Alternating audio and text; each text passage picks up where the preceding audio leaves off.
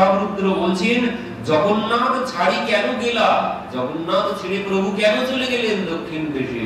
সার্বভৌম ভট্টাচার্য বলছেন, মহন্তের এই এক লীলা, যে মহন্তের এই এক লীলা, বলছেন এই সাধু সন্তের এই এমনই লীলা, তারা এইভাবে ঘুরে ঘুরে বেড়ান, তারা এক জায়গায় স্থির থাকে না। আর এটাই হচ্ছে সাধু সন্তের ধর্ম। এক জায়গায় স্থির হয়ে গেলে আর সাধু সন্তের ধর্ম থাকবে না। এই জন্য দেবর্ষি নারদ দক্ষের অভিশাপ স্বীকার করেছিলেন। দক্ষ মহারাজের 60,000 পুত্রকে যখন অভিশাপ মানে সন্ন্যাসী বানিয়ে দিয়েছে দেবর্ষি নারদ, তখন থেকে এবার দক্ষ তো বলছে একবার দেখা হোক, তারপরে দেখব।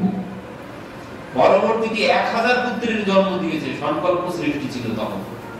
প্রথমে 60,000 পুত্র, তারা সব সন্ন্যাসী হয়ে গেছে, দেবর্ষি নারদের মতো বাহুবলী হয়ে গেছে দেবর্ষি নারদের উপদেশে। এরপরে দক্ষ মহারাজ 1000 পুত্রের জন্ম দিয়েছে।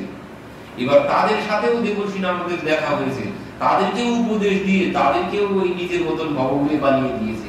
এইবার দক্ষ মহারাজ তো রেগে আগুন, বলছে একবার দেখা হোক আমার সাথে, একবার দেখা হোক, তারপর মজা দেখাবো। এবার বলতে বলতে একদিন দেখা হয়ে গেছে। আর যেই দেখা হয়েছে, গালির পর গালি, বলছে নির্লজ্জ, তোমার লজ্জা নেই, তুমি কপট, ঘুরে ঘুরে বেড়াও, তোমার নানান রকমের গালাগালি দিচ্ছে। এবার দেবর্ষি নারদ চুপচাপ শুনে যাচ্ছেন, কোনো কথা বলছেন না, একের পর এক গালি দিচ্ছেন। এবার কি হয়, গালি দিলে আমি যাকে গালি দিচ্ছি সে যদি কোনো রিয়াকশন না করে, তখন কিন্তু ভিতরে আরো বেশি করে গরম হবে। দেবর্ষি নারদ ঠান্ডা হয়ে দাঁড়িয়ে আছে, আর ইনি তো একের পর এক গালি দিচ্ছে। বলছে ভিখারি কোথাকার, দেশে দেশে ভিক্ষা করে বেড়াও, আমার ছেলেগুলোকে ভিখারি বানিয়েছো, কপট, নানান রকমের কথা বলছে। ওদিকে দেবর্ষি নারদ শান্ত হয়ে দাঁড়িয়ে আছে। এবার যখন দেখলেন এনার মধ্যে কোনো বিকার নেই, দক্ষ আর সহ্য করতে পারছেন না, বলছে আমি তোমাকে অভিশাপ দিচ্ছি, তুমি আর কোথাও এক মুহূর্তের বেশি স্থির থাকতে পারবে না, তুমি আর কোথাও এক মুহূর্তের বেশি স্থির থাকতে পারবে না। কারণ যদি তুমি না দাঁড়াতে পারো তাহলে উপদেশটা করবে কি করে?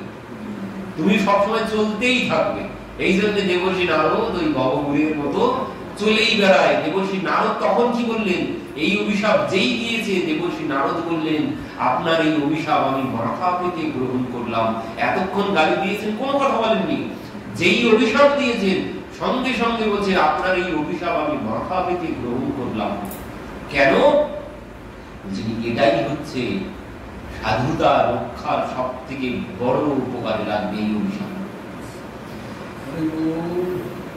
এই অভিশাপ সব থেকে বড় উপকারে লাগবে আমার। কেন? বলছেন এই যে অভিশাপ আপনি দিয়েছেন আমাকে, আমি কোথাও স্থির থাকতে পারবো না, আমি সর্বক্ষণ চলতে থাকবো। আর এই চলমান মানে যিনি চলতে থাকবেন তিনি হচ্ছেন প্রকৃত সাধু। যিনি মঠ মন্দির বানিয়ে বসে যাবেন তার মধ্যে সাধুতা থাকবে না, তার মধ্যে সাধুতা থাকবে না। প্রকৃত সাধুকে, প্রকৃত সাধু হচ্ছে সেই যে সদা সর্বক্ষণ চলতে থাকে, যার নিজস্ব কোনো ঘর বাড়ি কোনো কিছু নেই, যেখানেই রাত হয় সেখানেই তার ঘর বাড়ি। যিনি ভ্রমণ করে বেড়ান, যখন কেউ স্থির হয়ে যাবে তখন আর সাধুতা থাকবে না, সাধুতা চলে যাবে। ওই বেহেতা পানি আর রামতা যোগী এর মতো পবিত্রতা আর পবিত্র কিছু নেই। মানে যে জল জোয়ার ভাটা খেলে আর যে সাধু ঘুরে ঘুরে বেড়ায়, যার কোনো মঠ মন্দির গৃহ কোনো কিছু নেই, সেই হচ্ছে প্রকৃত শুদ্ধ সাধু। কারণ এক জায়গায় স্থির হয়ে গেলে আর সাধুতা থাকবে না। একজন সাধু এক গাছতলায় বসে পড়েছে, অনেক বড় গাছতলা দেখে দুপুর বেলা বসে পড়েছেন। এবার দেখে গ্রামের মানুষজন তাকে প্রণাম করছে, কেউ খাবার দাবার এসে দিয়ে যাচ্ছে। এবার তিনি কি করেছেন, ওই বিকালবেলা ওই ভক্তবৃন্দ অনেক এসেছে, তো তাদেরকে নিয়ে ওই মানে শাস্ত্রের উপদেশ করতে শুরু করেছে। এবার শাস্ত্রের উপদেশ করতে করতে সন্ধ্যা নেমে এসেছে, ভক্তবৃন্দ একজন দুইজন করতে করতে অনেক জমে গেছে। এইবার ভক্তবৃন্দ সব বলছে, বাবা আপনার কথা শুনতে খুব ভালো লাগছে, আপনার কথা শুনতে খুব ভালো লাগছে, আপনি যদি আমাদের এই গ্রামে থাকতেন তো খুব ভালো হতো, প্রত্যহ সন্ধ্যাবেলা এসে আপনার মুখে কথা শ্রবণ করতে পারতাম। এই কথা শ্রবণ করে সাধুর মনে একটুখানি ওই বাসনা জেগে গেছে। ওই যে খ্যাতি, যশ খ্যাতি, ওই যে আপনার কথা শুনতে খুব ভালো লাগছে, আপনি যদি থেকে যেতেন খুব ভালো হতো। সাধু ফেরাত গাছতলায় থেকে গেলেন, পরের দিন ভক্তবৃন্দ সবাই এসেছে, সাধুর জন্য খাবার দাবার সব দিয়ে যাচ্ছেন, বাবা আপনি থাকুন, আবার আগামী খাওয়া আসবো। এই করতে করতে সাধু একদিন 2-3 দিন করতে করতে সেখানেই থেকে গেলেন। বাবা এবার তো বর্ষাকাল আসছে, তো এবার একটা ঝুপড়ি তো বানাতে হয়, না হলে আপনি থাকবেন কি করে? আপনার কোনো চিন্তা করতে হবে না, আমরাই সব ব্যবস্থা করে দেব। সব থাকার একটা ঝুপড়ি বানিয়ে দিলেন। এবার তার তো একটাই বস্ত্র ছিল, এবার কি হয়েছে, গ্রামের লোকজন একটা বস্ত্র দান করেছে। এবার কি হলো, একদিন এক বস্ত্র ইঁদুরে কেটেছে। এক ভক্ত এসে বলছে, বাবা আপনি চিন্তা করবেন না, আবার একটা বস্ত্র দেবো, তোর থেকে আপনি একটা কাজ করুন, একটা বিড়াল পুষুন, আমার বাড়িতে অনেক বিড়াল আছে, একটা বিড়াল আপনার এখানে দিয়ে যাবো, আর কিছু অসুবিধা হবে না। তো বিড়াল দিয়ে গেলেন। তো বলছে বিড়ালের খাবার ওই সবাই দিয়ে যায়, দুধ। এবার এক ভক্ত বলছে, বাবা আপনাকে সবাই দিয়ে যায়, তারপর আপনি সেবা করেন, ওর থেকে একটা গাভী আপনাকে দিয়ে যাবো, আপনি পুষুন, ভালো। একজন এক গাভী দান করলেন। এবার সেই গাভী পুষতে শুরু করলেন। এবার এই গাভী পুষতে পুষতে কি হলো, নিজের ভজন সাধনের দিকে আস্তে আস্তে কমতে শুরু করলো। এবার ভক্তবৃন্দ এসে বলছে, বাবা আপনার তো, এবার যখন ভক্তবৃন্দ এসেছে, বাবাই বলছে, দেখো তোমাদের জন্য তো আমার ভজন সাধন হচ্ছে না, তোমরা এই গাভী দিয়ে দিলে, একে মাঠে নিয়ে যেতে হয়, একে খাওয়াতে হয়, ধোয়াতে হয়, তো এর জন্য তো আমার ভজন সাধনের সময় নষ্ট হচ্ছে। তখন ভক্তরা বলছে, বাবা আপনার তো বয়স বেশি হয়নি, আমাদের গ্রামে ভক্তিমতী অনেক কন্যা আছে, আমরা ব্যবস্থা করবো, আপনি একটা বিবাহ করুন, সেই আপনার সব দেখাশোনা করবে, আপনি ভজন সাধন করবেন। তো বললেন ঠিক আছে। তো বিবাহ তারাই দিয়ে দিলেন। এবার কি হলো, এবার যখন বিবাহ হলো, তখন এবার যেই ভজন করতে গিয়ে বসতে যাচ্ছে, আগে ভজন করে করো, আগে ভোজনের ব্যবস্থা করো, চাউল দই তরকারি নিয়ে এসো। সে সাধুর সেই ভজন টজন সব কোথায় চলে গেল ভোজন জোগাড় করতে করতে। এইভাবেই ওই সব ভজন সাধন নষ্ট হয় যদি এক জায়গায় বসে যায়। এই জন্য বললেন সেই হচ্ছে পবিত্র সন্ত, যার কোনো ঘর বাড়ি আশ্রয় কোনো কিছু নেই, যে বিচরণ করে বেড়ান, সেই হচ্ছে প্রকৃত সন্ত। তো এবার কি হচ্ছে, এখানে বলছেন যে এটাই তো মহন্তের স্বভাব, এটাই সার্বভৌম ভট্টাচার্য বলছেন, মহন্তের এই এক লীলা, মহন্তের এটাই এক লীলা, তারা সর্বত্র বিচরণ করে বেড়ান জগৎকে পবিত্র করার জন্য। কি বলছেন,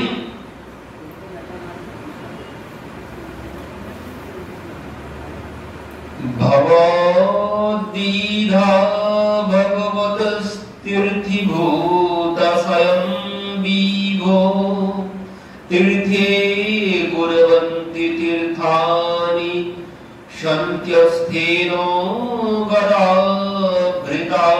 বলছেন তীর্থে কুর্বন্তি তীর্থানি সন্ত্যঃ স্থানে গদাভৃতঃ।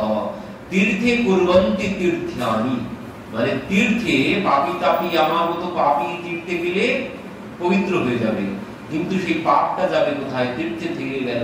তো তীর্থ পবিত্র হবে কি করে, বলছেন তীর্থ পবিত্র হবে যখন সাধু সন্তের আগমন হবে। গঙ্গা দেবীও বলেছিলেন এই মুহূর্তে আসার আগে, প্রভু পাপী তাপী সব তো আমাদের ডুব দিলেই সব উদ্ধার হয়ে যাবে, তাদের পাপ সব মুক্ত হয়ে যাবে, তো আমি কি করে মুক্ত হব ওই পাপ থেকে? ভগবান বললেন, দেখো তোমার কোনো চিন্তা নেই, ওই যখন সাধু সন্ত এসে তোমাকে অবগাহন করবে, তোমার সমস্ত পাপ থেকে তুমি মুক্ত হয়ে যাবে। এই জন্য বলছেন তীর্থে কুর্বন্তি তীর্থম, তীর্থকেও পবিত্র করে, সাধু সন্ত তীর্থকেও পবিত্র করে। তো এই জন্যে ভট্টাচার্য মানে সার্বভৌম ভট্টাচার্য ওই কথা বললেন। আর রায় রামানন্দ আচার্যজি তিনিও এই কথা বলছেন। কেন বলছেন? তিনি বলছেন মহন্তের স্বভাব হয় তারিতে পামর, নিজ কার্য নাহি থাকে যায় পরঘর। এই কথা কেন বলছেন? যিনি মহাপ্রভুকে ভগবান বলেইছেন তিনি আবার মহন্ত বলছেন কেন?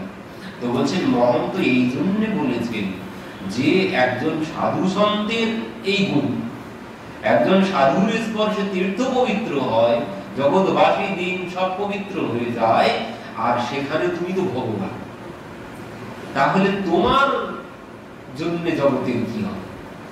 একজন সাধারণ ভক্ত বিচরণ করলে এই ক্রিয়া হয়, আর সেখানে তুমি তো স্বয়ং ভগবান নররূপ ধারণ করে জগতে বিচরণ করে বেড়াচ্ছ, তাহলে জগতের কি কল্যাণ হবে আমি আর কি বলবো?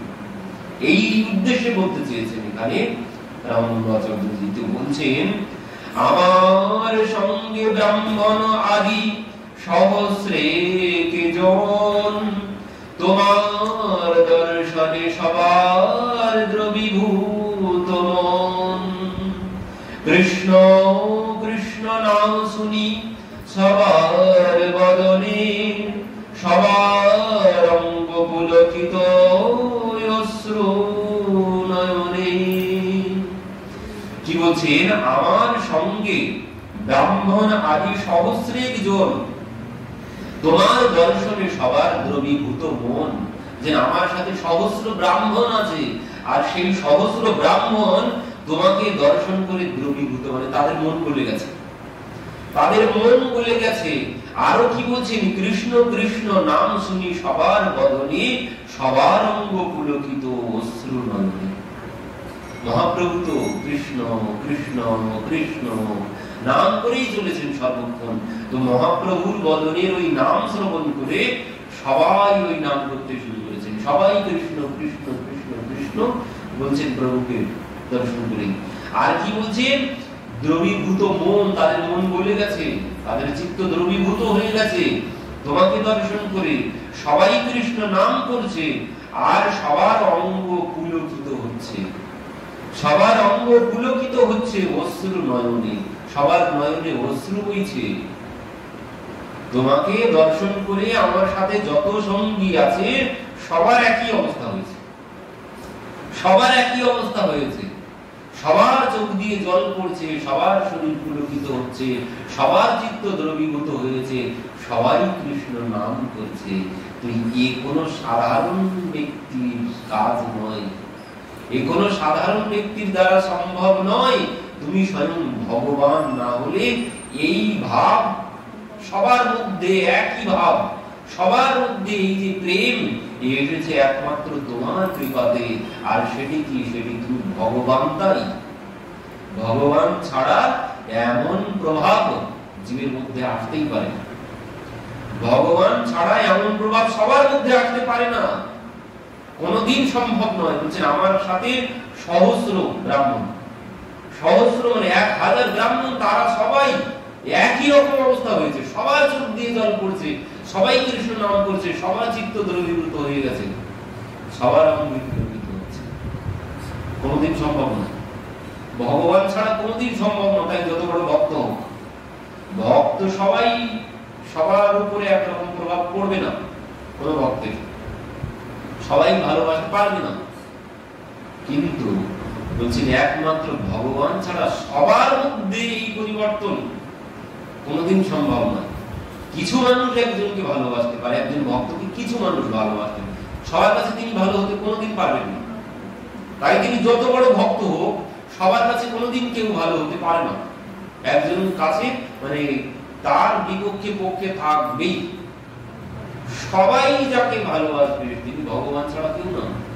তো এই জন্য বলছেন, যেমন এই আমার গুরুদেবের উপরে যে ঘটনাটি ঘটে গেল, গুরুদেবকে তো হত্যাই করতে গিয়েছিলেন রাত্রিতে, আপনারা দেখেছেন হয়তো মোবাইলে। জটারুদ্র বলছেন, জগন্নাথ ছাড়ি কেন গেলা, জগন্নাথ ছেড়ে প্রভু কেন চলে গেলেন দক্ষিণ দেশে? সার্বভৌম ভট্টাচার্য বলছেন, মহন্তের এই এক লীলা, যে মহন্তের এই এক লীলা, বলছেন এই সাধু সন্তের এই এমনই লীলা, তারা এইভাবে ঘুরে ঘুরে বেড়ান, তারা এক জায়গায় স্থির থাকে না। আর এটাই হচ্ছে সাধু সন্তের ধর্ম। এক জায়গায় স্থির হয়ে গেলে আর সাধু সন্তের ধর্ম থাকবে না। এই জন্য দেবর্ষি নারদ দক্ষের অভিশাপ স্বীকার করেছিলেন। দক্ষ মহারাজের 60,000 পুত্রকে যখন অভিশাপ মানে সন্ন্যাসী বানিয়ে দিয়েছে দেবর্ষি নারদ, তখন থেকে এবার দক্ষ তো বলছে একবার দেখা হোক, তারপরে দেখব। পরবর্তীতে 1000 পুত্রের জন্ম দিয়েছে, সংকল্প সৃষ্টি ছিল তখন। প্রথমে 60,000 পুত্র, তারা সব সন্ন্যাসী হয়ে গেছে, দেবর্ষি নারদের মতো বাবুগুলি হয়ে গেছে। দেবর্ষি নারদের উপদেশে। এরপরে দক্ষ মহারাজ 1000 পুত্রের জন্ম দিয়েছে। এবার তাদের সাথেও দেবর্ষি নারদের দেখা হয়েছে, তাদেরকেও উপদেশ দিয়ে তাদেরকেও ওই নিজের মতন ভগবতী বানিয়ে দিয়েছে। এইবার দক্ষ মহারাজ তো রেগে আগুন, বলছে একবার দেখা হোক আমার সাথে, একবার দেখা হোক, তারপর মজা দেখাবো। এবার বলতে বলতে একদিন দেখা হয়ে গেছে, আর যেই দেখা হয়েছে গালির পর গালি, বলছে নির্লজ্জ, তোমার লজ্জা নেই, তুমি কপট, ঘুরে ঘুরে বেড়াও, তোমার নানান রকমের গালাগালি দিচ্ছে। এবার দেবর্ষি নারদ চুপচাপ শুনে যাচ্ছেন, কোনো কথা বলছেন না, একের পর এক গালি দিচ্ছেন। এবার কি হয়, গালি দিলে আমি যাকে গালি দিচ্ছি সে যদি কোনো রিয়াকশন না করে তখন কিন্তু ভিতরে আরো বেশি করে গরম হবে। দেবর্ষি নারদ ঠান্ডা হয়ে দাঁড়িয়ে আছে, আর ইনি তো একের পর এক গালি দিচ্ছে, বলছে ভিখারি কোথাকার, দেশে দেশে ভিক্ষা করে বেড়াও, আমার ছেলেগুলোকে ভিখারি বানিয়েছো, কপট, নানান রকমের কথা বলছে। ওদিকে দেবর্ষি নারদ শান্ত হয়ে দাঁড়িয়ে আছে। এবার যখন দেখলেন এনার মধ্যে কোনো বিকার নেই, দক্ষ আর সহ্য করতে পারছেন না, বলছেন আমি তোমাকে অভিশাপ দিচ্ছি, তুমি আর কোথাও এক মুহূর্তের বেশি স্থির থাকতে পারবে না, তুমি আর কোথাও এক মুহূর্তের বেশি স্থির থাকতে পারবে না। কারণ যদি তুমি না দাঁড়াতে পারো তাহলে উপদেশটা করবে কি করে, তুমি সবসময় চলতেই থাকবে। এই জন্য দেবর্ষি নারদ ওই ভবঘুরের মতো চলেই বেড়ায়। দেবর্ষি নারদ তখন কি বললেন, এই অভিশাপ যেই দিয়েছে, দেবর্ষি নারদ বললেন আপনার এই অভিশাপ আমি মাথা পেতে গ্রহণ করলাম। এতক্ষণ গালি দিয়েছেন, কোনো কথা বলেননি, যেই অভিশাপ দিয়েছেন সঙ্গে সঙ্গে বলছেন আপনার এই অভিশাপ আমি মাথা পেতে গ্রহণ করলাম। কেন? এটাই হচ্ছে সাধুতা রক্ষার সব থেকে বড় উপকারে লাগবে এই অভিশাপ। এই অভিশাপ সব থেকে বড় উপকারে লাগবে আমার। কেন? বলছেন এই যে অভিশাপ আপনি দিয়েছেন আমাকে, আমি কোথাও স্থির থাকতে পারবো না, আমি সর্বক্ষণ চলতে থাকবো। আর এই চলমান মানে যিনি চলতে থাকবেন তিনি হচ্ছেন প্রকৃত সাধু। যিনি মঠ মন্দির বানিয়ে বসে যাবেন তার মধ্যে সাধুতা থাকবে না, তার মধ্যে সাধুতা থাকবে না। প্রকৃত সাধুকে, প্রকৃত সাধু হচ্ছে সেই যে সদা সর্বক্ষণ চলতে থাকে, যার নিজস্ব কোনো ঘর বাড়ি কোনো কিছু নেই, যেখানেই রাত হয় সেখানেই তার ঘর বাড়ি। যিনি ভ্রমণ করে বেড়ান, যখন কেউ স্থির হয়ে যাবে তখন আর সাধুতা থাকবে না, সাধুতা চলে যাবে। ওই বেহেতা পানি আর রামতা যোগী এর মতো পবিত্রতা, পবিত্র কিছু নেই। মানে যে জল জোয়ার ভাটা খেলে আর যে সাধু ঘুরে ঘুরে বেড়ায়, যার কোনো মঠ মন্দির গৃহ কোনো কিছু নেই, সেই হচ্ছে প্রকৃত শুদ্ধ সাধু। কারণ এক জায়গায় স্থির হয়ে গেলে আর সাধুতা থাকবে না। একজন সাধু এক গাছতলায় বসে পড়েছে, অনেক বড় গাছতলা দেখে দুপুরবেলা বসে পড়েছে। এবার দেখে গ্রামের মানুষজন তাকে প্রণাম করছে, কেউ খাবার দাবার এসে দিয়ে যাচ্ছে। এবার তিনি কি করেছেন, ওই বিকালবেলা ওই ভক্তবৃন্দ অনেকে এসেছে, তো তাদেরকে নিয়ে ওই মানে শাস্ত্রের উপদেশ করতে শুরু করেছে। এবার শাস্ত্রের উপদেশ করতে করতে সন্ধ্যা নেমে এসেছে, ভক্তবৃন্দ একজন দুইজন করতে করতে অনেক জমে গেছে। এইবার ভক্তবৃন্দ সব বলছে বাবা আপনার কথা শুনতে খুব ভালো লাগছে, আপনার কথা শুনতে খুব ভালো লাগছে, আপনি যদি আমাদের এই গ্রামে থাকতেন তো খুব ভালো হতো, প্রত্যহ সন্ধ্যাবেলা এসে আপনার মুখে কথা শ্রবণ করতে পারতাম। এই কথা শ্রবণ করে সাধুর মনে একটুখানি ওই বাসনা জেগে গেছে, ওই যে খ্যাতি, যশ খ্যাতি, ওই যে আপনার কথা শুনতে খুব ভালো লাগছে, আপনি যদি থেকে যেতেন খুব ভালো হতো। সাধু সেরা গাছতলায় থেকে গেলেন। পরের দিন ভক্তবৃন্দ সবাই এসেছে, সাধুর জন্য খাবার দাবার সব দিয়ে যাচ্ছেন। বাবা আপনি থাকুন, আবার আগামী খাওয়া আসবো। এই করতে করতে সাধু একদিন দুই তিন দিন করতে করতে সেখানেই থেকে গেলেন। বাবা এবার তো বর্ষাকাল আসছে, তো এবার একটা ঝুপড়ি তো বানাতে হয়, না হলে আপনি থাকবেন কি করে? আপনার কোনো চিন্তা করতে হবে না, আমরাই সব ব্যবস্থা করে দেব।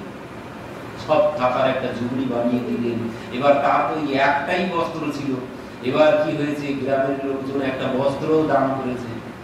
এবার কি হলো, একদিন এক বস্ত্র ইঁদুরে কেটেছে। এক ভক্ত এসে বলছে বাবা আপনি চিন্তা করবেন না, আবার একটা বস্ত্র দেব, তোর থেকে আপনি একটা কাজ করুন, একটা বিড়াল পুষুন, আমার বাড়িতে অনেক বিড়াল আছে, একটা বিড়াল আপনার এখানে দিয়ে যাবো, আর কিছু অসুবিধা হবে না। তো বিড়াল দিয়ে গেলেন, তো বলছেন বিড়ালের খাবার ওই সবাই দিয়ে যায় দুগ্ধ। এবার এক ভক্ত বলছে, বাবা আপনাকে সবাই দিয়ে যায়, তারপর আপনি সেবা করেন, ওর থেকে একটা গাভী আপনাকে দিয়ে যাবো, আপনি পুষুন। ভালো, একজন এক গাভী দান করলেন। এবার সেই গাভী পুষতে শুরু করলেন। এবার এই গাভী পুষতে পুষতে কি হলো, নিজের ভজন সাধন দিকে আস্তে আস্তে কমতে শুরু করলো। এবার ভক্তবৃন্দ এসে বলছে, বাবা আপনার তো, এবার যখন ভক্তবৃন্দ এসেছে, বাবাই বলছে, দেখো তোমাদের জন্য তো আমার ভজন সাধন হচ্ছে না, তোমরা এই গাভী দিয়ে দিলে, একে মাঠে নিয়ে যেতে হয়, একে খাওয়াতে হয়, ধোয়াতে হয়, তো এর জন্য তো আমার ভজন সাধনের সময় নষ্ট হচ্ছে। তখন ভক্তরা বলছে, বাবা আপনার তো বয়স বেশি হয়নি, আমাদের গ্রামে ভক্তিমতী অনেক কন্যা আছে, আমরা ব্যবস্থা করবো, আপনি একটা বিবাহ করুন, সেই আপনার সব দেখাশোনা করবে, আপনি ভজন সাধন করবেন। তো বললেন ঠিক আছে। তো বিবাহ তারাই দিয়ে দিলেন। এবার কি হলো, এবার যখন বিবাহ হলো, তখন এবার যেই ভজন করতে গিয়ে বসতে যাচ্ছে, আগে ভজন করে করো, আগে ভোজনের ব্যবস্থা করো, চাউল দই তরকারি নিয়ে এসো। সে সাধুর সেই ভজন সব কোথায় চলে গেল ভোজন জোগাড় করতে করতে। এইভাবেই বললেন ওই সব ভজন সাধন নষ্ট হয় যদি এক জায়গায় বসে যায়। এই জন্য বললেন সেই হচ্ছে পবিত্র সন্ত, যার কোনো ঘর বাড়ি আশ্রয় কোনো কিছু নেই, যে বিচরণ করে বেড়ান, সেই হচ্ছে প্রকৃত সন্ত। তো এবার কি হচ্ছে, এখানে বলছেন যে এটাই তো মহন্তের স্বভাব, এটাই সার্বভৌম ভট্টাচার্য বলছেন, মহন্তের এই এক লীলা, মহন্তের এটাই এক লীলা, তারা সর্বত্র বিচরণ করে বেড়ান জগৎকে পবিত্র করার জন্য। কি বলছেন,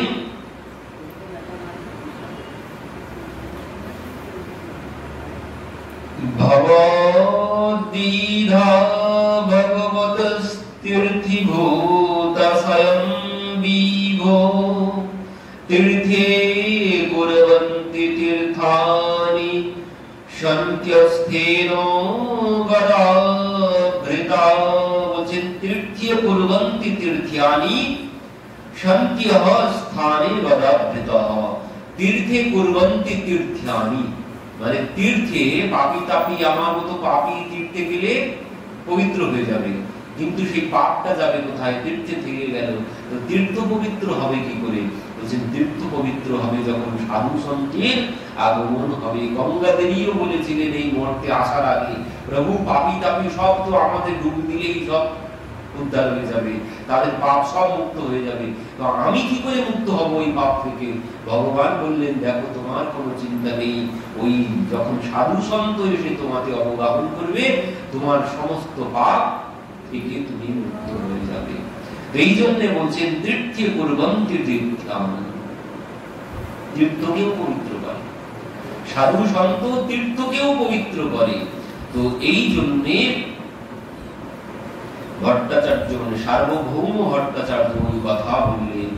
আর রায় রামানন্দ আচার্যজি তিনিও এই কথা বলছেন। কেন বলছেন, তিনি বলছেন মহন্তের স্বভাব হয় তারিতে পামর, নিজ কার্য নাহি থাকে যায় পরঘর।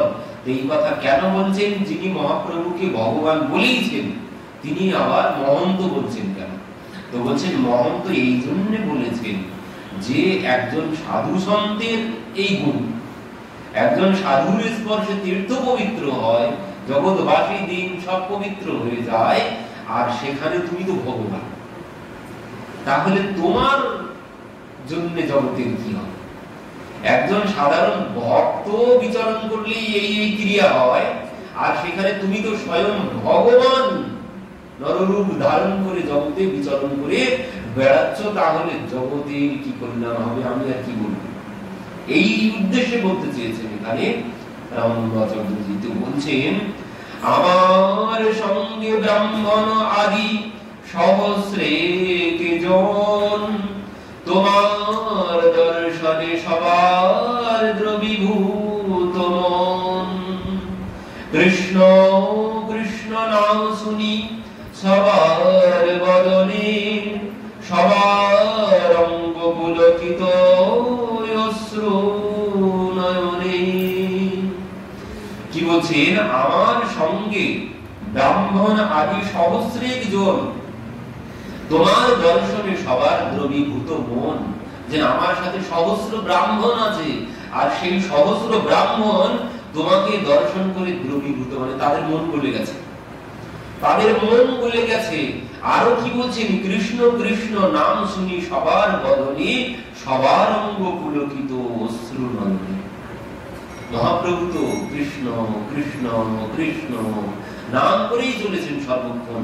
তো মহাপ্রভুর বদনের ওই নাম শ্রবণ করে সবাই ওই নাম করতে শুরু করেছেন, সবাই কৃষ্ণ কৃষ্ণ কৃষ্ণ কৃষ্ণ বলছেন প্রভুকে দর্শন করে।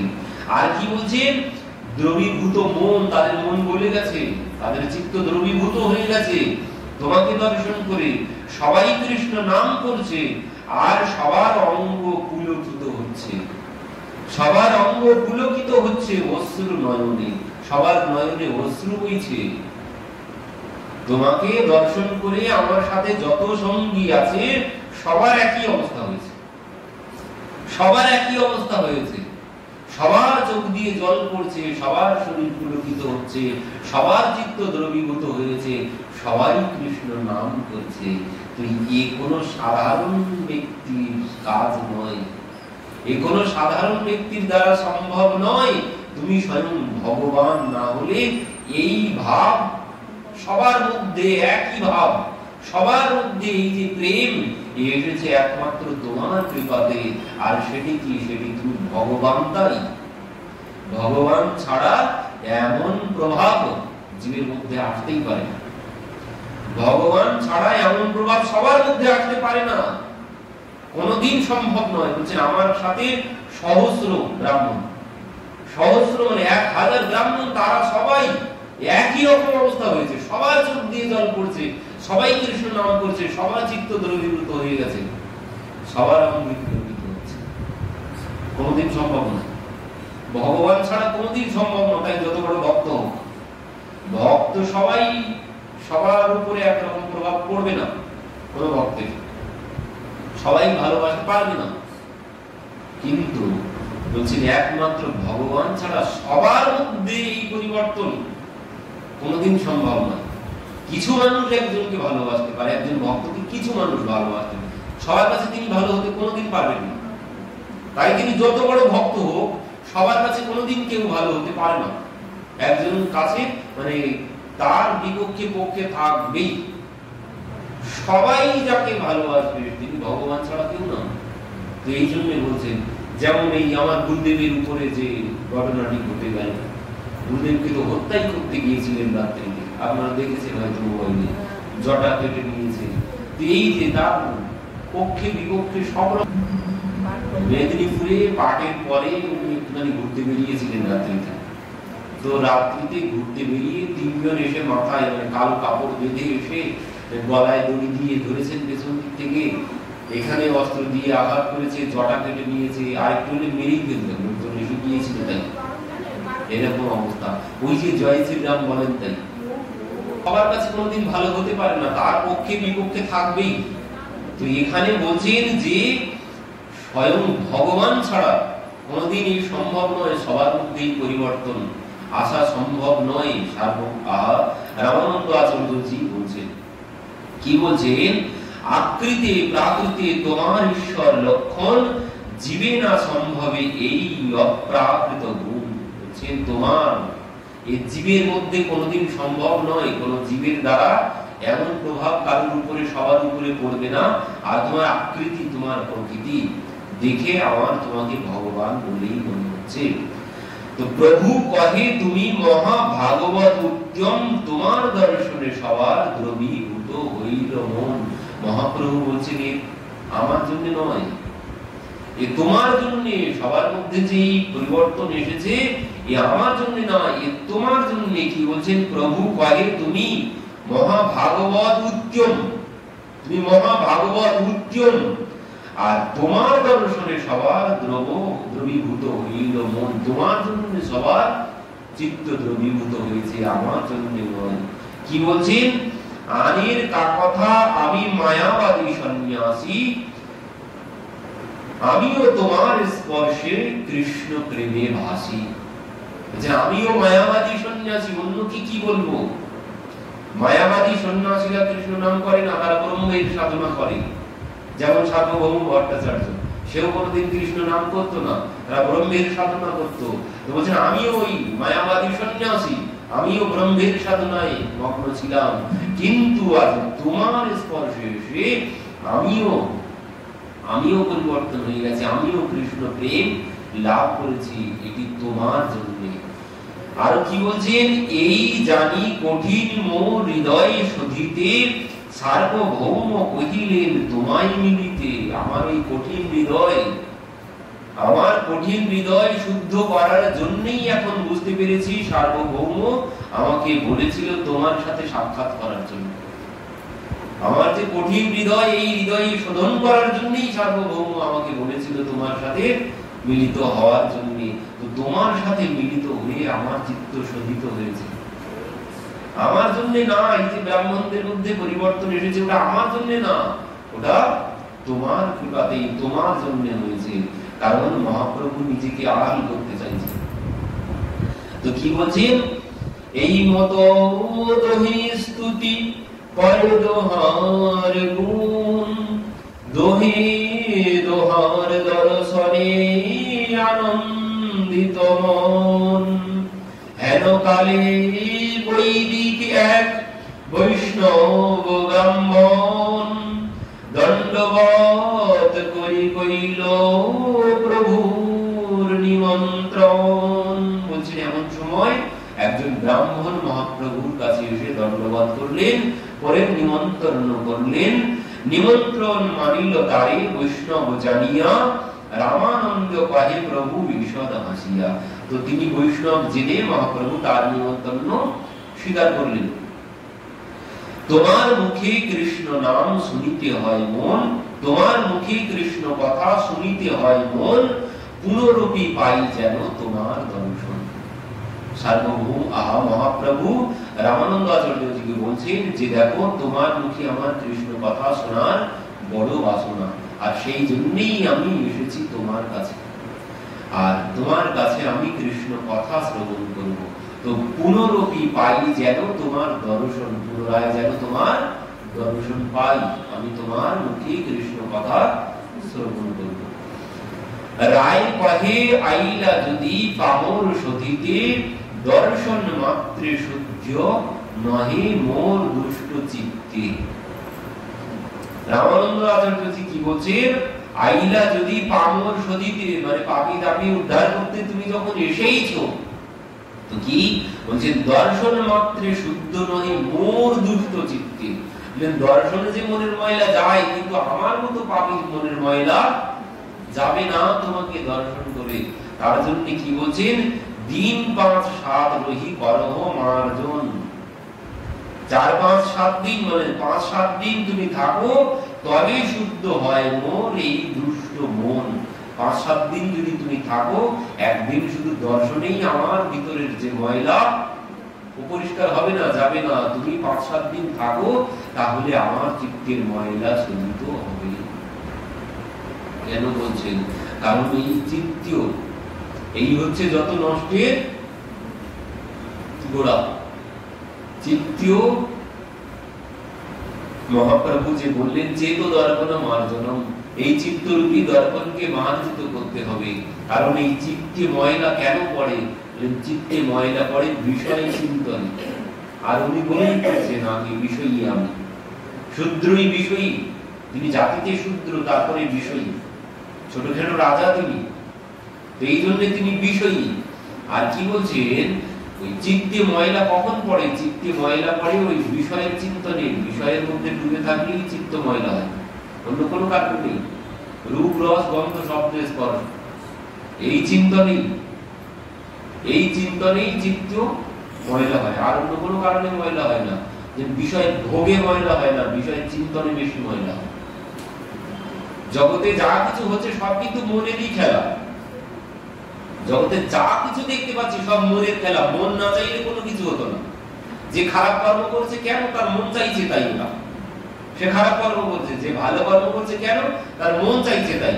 সবকিছু মনের খেলা, জগতে যা কিছু হচ্ছে সব মনের খেলা। এই মন, আগে মন পরিবর্তন করতে হবে। মন যদি শুদ্ধ না হয়, চিত্ত শুদ্ধ হবে। মন যদি শুদ্ধ না হয় চিত্ত শুদ্ধ হবে না। আর এই মন সদা সর্বক্ষণ এর ধর্ম কি নিচের দিকেই, এই বিষয়ের চিন্তা ছাড়া থাকতেই পারে না। মন একটা না একটা বিষয়ের চিন্তা করবেই সর্বক্ষণ, কোনদিন বিনা কাজে থাকতে পারবে না। একজন সাধক প্রেত সিদ্ধ হয়েছে, মানে প্রেতকে এনে কাজকর্ম করায় তাকে দিয়ে। এখন ওই প্রেত তো ঝটপট সমস্ত কাজ করে দেয়, যা বলে সঙ্গে সঙ্গে করে দেয়, যা বলে সঙ্গে সঙ্গে মুহূর্তের মধ্যে সমস্ত কাজকর্ম করিয়ে দেয়। তো এবার ওই কাজ করতে করতে যখন কাজ আর থাকে না, তখন বলে কাজ দিন, সে আবার একটা কাজ দেয়। এবার কাজ দিতে দিতে কাজ আর নেই, আর কাজ নেই, কাজ সব হয়ে গেছে, তুই একটু বস। যে না, আমি বসতে পারবো না। কেন? যে আমাকে কাজ দিতে হবে, আর কাজ না দিলে আমি তোমাকেই খেয়ে ফেলবো, কাজ না দিলে আমি তোমাকেই খেয়ে ফেলবো। তখন সেই সাধক বলছে, বাহ, এত ভালোই সমস্যা জোটাই মানে চুটিয়েছি কপালে, এখন নিজের ফাঁদে তো নিজেই করতে হবে। তো এখন কি করি? গুরুদেবের কাছে গেছেন। গুরুদেবের কাছে গিয়ে বলছেন, গুরুদেব, এই ঘটনা, প্রেত সিদ্ধ হয়েছে আপনার কথা মতো, কিন্তু সে প্রেত তো আমাকেই খেয়ে ফেলতে চায়, তো এখন কি করবো? তখন বলছেন, দেখো বাড়িতে যাও, গিয়ে এই করবে। এবার সব বলে দিয়েছে, বাড়িতে এসেছে। এসে এবার কি করেছেন? একটা বাঁশ আনতে বলেছে, 30-35 হাত লম্বা একটা বাঁশ আনতে বলেছেন। বলেছেন ওই বাঁশটা এনে, যখন বাঁশ এনেছেন, ওই বাঁশটা পুঁতে ফেলেন, 5-6 হাত মাটির নিচে পুঁতে ফেলেন। এবার পুঁতেছেন 5-6 হাত মাটিতে। এবার কি করবো? বলছে ওই বাঁশের মাথায় উঠে পড়ো। বাঁশের মাথায় উঠতে বলেছে, তো বাঁশের মাথায় উঠে গেছে। এবার কি করবে? এবার নেমে পড়ো। এবার যেই নেমেছে, এবার কি করো? আবার উঠে পড়ো। ওঠো আর নামো, ওঠো আর নামো, এই কাজ। যখন কাজ না থাকবে, ওই ওঠো আর নামো, ওঠো আর নামো, ওই কাজ করতে দিতে হবে। কাজ না হলে ও খেয়ে ফেলবে, কাজ না হলে ও খেয়ে ফেলবে। এই প্রেত কি? প্রেত হচ্ছে মন, মনটাই প্রেত। একে একটা কাজের মধ্যে রেখে দিতে হবে। আর কোন কাজ? সব থেকে বড় কাজ ওই ওঠা আর নামা বাঁশের উপরে। ওই বাঁশ কি? ওই মালা। ওই মালা দেখবেন মোটা থেকে সরু দিকে যাচ্ছে, বাঁশের মতো, মোটার থেকে সরু, আবার সরু থেকে মোটা। তো ওই ওঠো আর নামো, ওঠো আর নামো, এই মন রূপী প্রেতকে দিয়ে ওই ওঠাতে হবে আর নামাতে হবে। এই সর্বক্ষণ কাজ একে দিয়ে রাখতে হবে, সর্বক্ষণ একে কাজ দিয়ে রাখতে হবে, না হলে কিন্তু আমাকেই খেয়ে ফেলবে। এমনই প্রেত, এ সদা সর্বক্ষণ এর গতি নিম্নমুখী, এ কোনদিন উপরের দিকে যেতে চায় না, ভালো কিছু চায় না। এই জন্য বলছেন একে ওই অলস মস্তিষ্ক শয়তানের ভাষা বলে না, এই জন্য একে ছাড়লে হবে না। যেই কাজ কর্ম না থাকবে, ওঠো আর নামো, ওঠো আর নামো, ওই করতে থাকবে, না হলে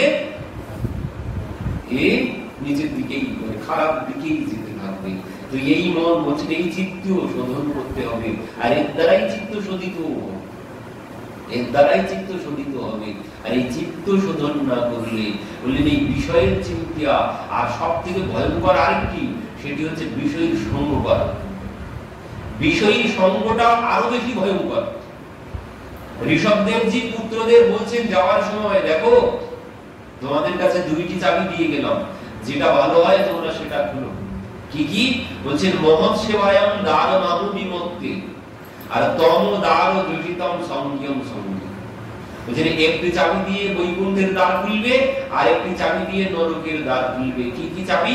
বলছেন একটা মহৎ সেবা, মানে সাধু সঙ্গ, সাধু সঙ্গের দ্বারা মহতের মানে বৈকুণ্ঠের দ্বার খুলবে, আর একটি হচ্ছে বিষয় সঙ্গ করলে নরকের দ্বার খুলবে। তোমার যেটা ভালো লাগে তোমরা সেটা করো বলে ঋষভদেবজি গৃহ ত্যাগ করেছিলেন। 100 পুত্রকে বসিয়ে এই উপদেশ করে তিনি গৃহ ত্যাগ করলেন। বললেন সাধু সঙ্গ করলে বৈকুণ্ঠের দ্বার খুলবে, আর বিষয়ীর সঙ্গ করলে নরকের দ্বার খুলবে। কারণ কি? বললেন বিষয় ভোগটা খুব একটা খারাপ নয়, বিষয়ের ভোগ খারাপ নয়, বললেন ওই বিষয়ের চিন্তা করা, বিষয়ের সঙ্গ করা, এটি আরো বেশি মারাত্মক। কারণ বললেন ওই বিষয়ের চিন্তনে কি হয়? চিত্ত তো ময়লা হয়, মাথা সব খারাপ হয়ে যাবে। বিষয়ের চিন্তন, বিষয় ভোগ কিছুক্ষণ পরেই ঠান্ডা হয়ে যাবে, শান্ত হয়ে যাবে। কিন্তু যদি চিন্তন করতে থাকি, বিষয়ী ব্যক্তি কি করবে? সে সর্বক্ষণ ওই বিষয়ের গল্প শোনাবে। তার যদি সঙ্গ করি, সে সর্বক্ষণ ওই বিষয়ের গল্প শোনাবে, আর এই গল্প শুনতে শুনতে ওই চিন্তন সর্বক্ষণ হতে থাকবে, আর ওই চিন্তন করতে করতে চিত্তও ময়লা হয়ে যাবে। এই জন্য বললেন বিষয়ীর সঙ্গ করা চলবে না। বিষয় ভোগ করো, তাতে কোনো অসুবিধা নেই, কিন্তু বিষয়ীর সঙ্গ করলে তোমাকে নরকগামী হতে হবে। তো এই জন্যে রামানন্দ আচার্যজি বলছেন যে আমার মতো পাপীর চিত্তীয় মার্জিত একদিনে হবে না, তুমি 5-7 দিন থেকে যাও, তাহলে আমার এই মন পরিবর্তন হবে, আমার এই চিত্ত শোধিত হবে। তো আজ এখানেই